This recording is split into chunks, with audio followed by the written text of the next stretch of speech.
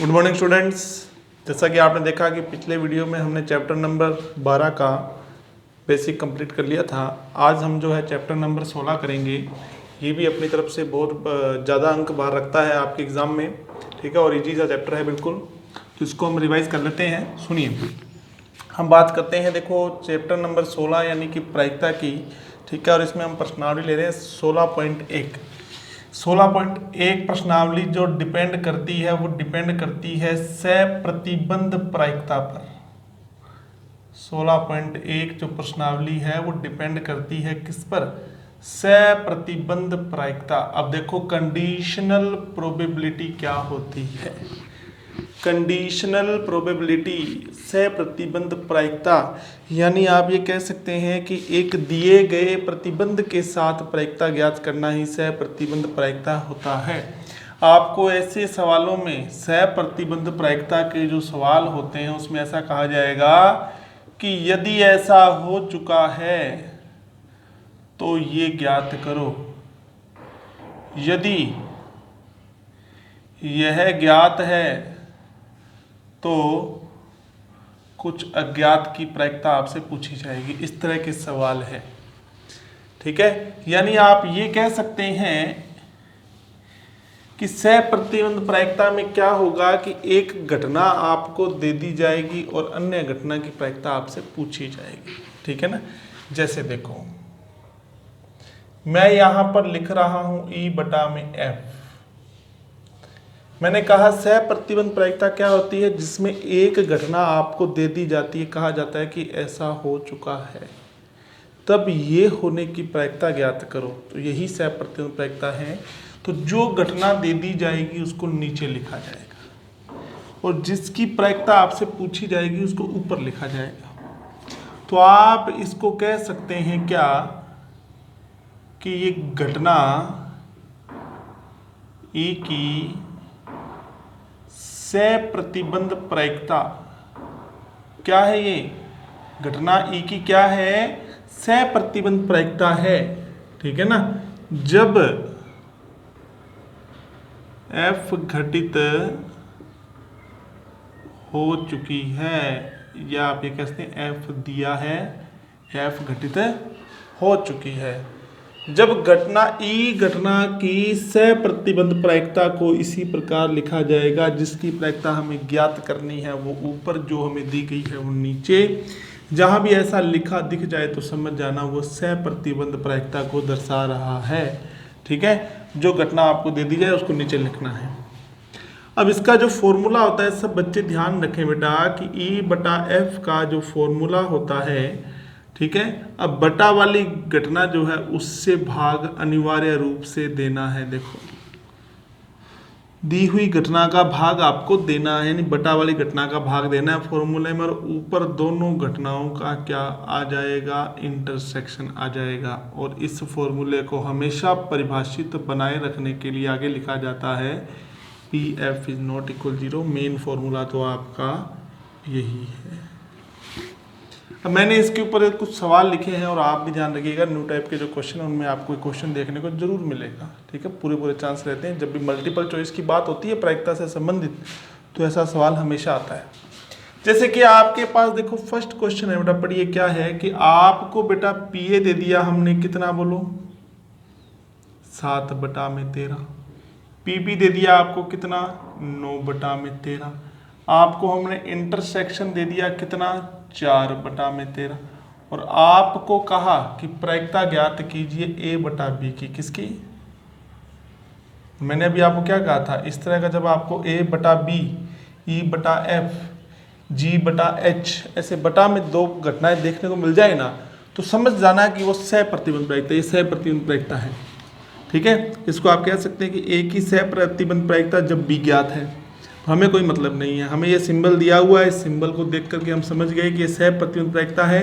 Formula आप जानते हैं, बटा में तो बटा वाली घटना आएगी और ऊपर दोनों घटनाओं का इंटरसेक्शन आएगा। ये लो जी, मान रख दीजिए, ठीक है। इंटरसेक्शन का मान कितना है? 4/13। B की प्रायिकता कितनी है? 9/13। 13 से 13 कट गया, बोलो कितना आ गया? 4/9।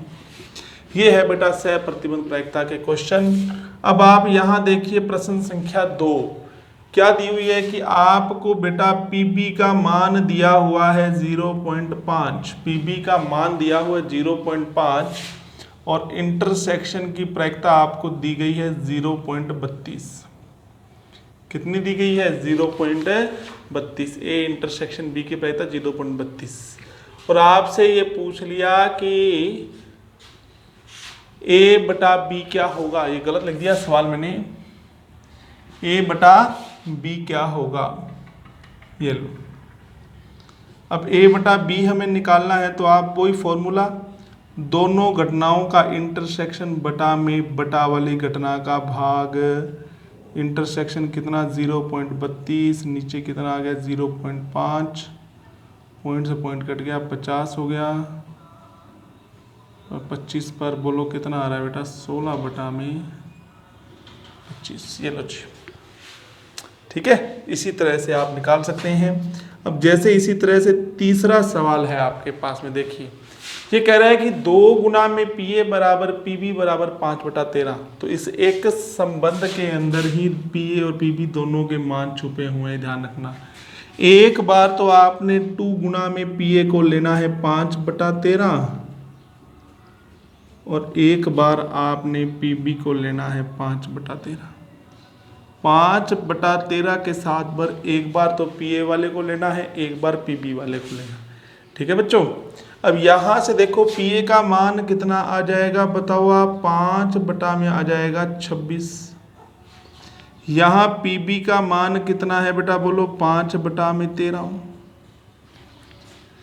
ठीक है। 5/26 और 5 बटा में 13 हो गया, ठीक है। और क्या दिया हुआ है साथ में, आपको दिया हुआ है प्रायिकता ए बटा में बी, कितनी दी हुई है 2/5। पूछा क्या गया है यूनियन। तो सुनो मेरी बात बच्चों, आप ए बटा बी का सूत्र जानते हैं क्या होता है बोलो। ए बटा बी का फॉर्मूला क्या हो जाएगा, ए तथा बी का इंटरसेक्शन, ए तथा बी के इंटरसेक्शन की प्रायिकता बटा में बी की प्रायिकता। अब जो जो आप जानते हैं इस फॉर्मूले में रख दीजिए। आप कहेंगे सर हम ए बटा बी का मान जानते हैं, 2/3 रख दिया, 2/3 या 2/5, 2/5, 2/5 रख दिया। इंटरसेक्शन हमें नहीं मालूम पर पीबी तो मालूम है ना, पीबी का मान कितना है बोलो 5 बटा में। तो इंटरसेक्शन की प्रायिकता बराबर हो जाएगी 2/5 गुना में 5 बटा में 13, 5 से 5 कट गया, 2 बटा में 13 आ गया। अब आपसे पूछा गया है कि यूनियन ज्ञात करो। पूछा क्या गया आपसे, यूनियन। तो इंटरसेक्शन जब आपके पास में हो, यूनियन आपने ज्ञात करना है, तो यूनियन ज्ञात करने का फॉर्मूला सभी विद्यार्थी ध्यान पूर्वक देख लेंगे कि यूनियन ज्ञात करने का फॉर्मूला क्या होता है। बेटा देखो याद रखो बेटा फॉर्मूला की, P A plus P B minus A intersection B. अब बताओ यूनियन पूछा गया, चलो अपने इसके अंदर पी ए का मान रखते हैं कितना, 5 बटा में 26, पी बी का मान, इंटरसेक्शन का मान। अब आप कहेंगे सर इन दोनों का आधार समान है, तो बताओ 5 में से 2 गए तो कितना बच गया, 3 बटा में 13, ऊपर नीचे 2 का गुना कर दिया तो 5 + 6 बटा में 26 यानी कि 11 बटा में 26 आ जाएगा। इस तरह से बेटा आप कर सकते हैं। ये है आपके पास में सह प्रतिबंध प्रायिकता। इसी प्रकार आगे के सवाल देखिए जरा, चलो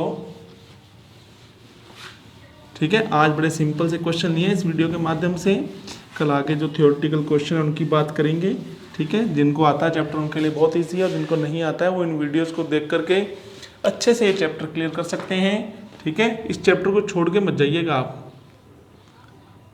P A is equal 0.6, P B is equal 0.3 और probability of A intersection B is equal 0.2। ये है, ठीक है। अब सुनो मेरी बात बच्चों, आपको क्या पूछा हुआ है कि प्रोबेबिलिटी फाइंड करनी है आपको ए बटा बी की। तो ए बटा बी की पूछी जाए तो फॉर्मूला क्या होता है कि ए इंटरसेक्शन बी, बटा में पीबी।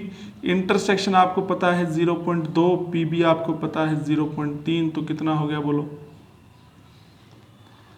प्रोबेबिलिटी बी अपॉन में ए क्या हो जाएगा, दोनों घटनाओं के इंटरसेक्शन। अब कुछ बच्चे कंफ्यूज हो जाते हैं कि सर कहीं मान लो ए इंटरसेक्शन बी लिखा हुआ है और कहीं बी इंटरसेक्शन ए लिखा हुआ। बिल्कुल कंफ्यूज मत होना, एक ही बात है बेटा। तो ये इंटरसेक्शन ही है, ए इंटरसेक्शन का मान यहाँ रख दिया 0.2, ए का मान रख दिया 0.6, तो ये हो जाएगा 1/3। इस तरह से निकल गया मान दोनों का। अब हम लेते हैं पांचवा प्रश्न। चलो पांचवा प्रश्न हमें क्या कह रहा है समझिए। देखो पांचवें प्रश्न में हमसे क्या पूछा जा रहा है समझिएगा बच्चों। देखो क्वेश्चन नंबर 5 है हमारे पास में, समझो कि आपको क्वेश्चन नंबर 5 में ये कहा गया है कि P A is equal 0.8, P B is equal 0.5 और पी बी बटा में ए बराबर 0.4। अब क्या कहा गया है कि सबसे पहले इंटरसेक्शन ज्ञात करना है। तो आप एक काम करो, सबसे पहले फॉर्मूला लगाओ पी बी बटा ए का। ऊपर क्या आएगा, दोनों घटनाओं के इंटरसेक्शन की प्रायिकता। तो बी इंटरसेक्शन ए लिख लो चाहे ए इंटरसेक्शन बी लिख लो, बात तो एक ही है, अपॉन में पी ए। अब इसका मान आपको दिया हुआ 0.4, इंटरसेक्शन हमें मालूम नहीं है, ये हमें ज्ञात करना है। बटा में पी ए का मान कितना है 0.8। तो आप कहेंगे सर ए इंटरसेक्शन बी का मान आ गया, क्रॉस मल्टीप्लाई कर दो 0.32। ऐसे ही आपको बेटा पूछा गया है कि ए बटा बी ज्ञात करो, तो बहुत सिंपल है, आप आराम से कर सकते हैं। ठीक है, दोनों घटनाओं के इंटरसेक्शन की प्रायिकता बटा में पी बी। ठीक है, आप डायरेक्ट मान रख दीजिए, आंसर आ जाएगा। फिर तीसरा जो आपसे पूछा गया है कि ए यूनियन बी ज्ञात करो, और अभी जस्ट तुम्हें बताया था कि यूनियन का फॉर्मूला क्या होता है, आपको बहुत अच्छे से पता, ये लिखा हुआ। तो इस फॉर्मूले से आपको यूनियन ज्ञात कर लेना है और यूनियन निकाल करके, ठीक है, यही हमारा आज का प्रश्न बन गया कि कमेंट बॉक्स में इसका आंसर लिख के कमेंट करना है। ठीक है बच्चों, ओके। इस तरह से बेटा ये आपका चैप्टर स्टार्ट कर दिया 16.1। आज बड़े सिंपल से क्वेश्चन लिए। नेक्स्ट वीडियो में हम इसके जो है थोड़े से जो थ्योरेटिकल प्रश्न है वो करेंगे। ठीक है, धन्यवाद।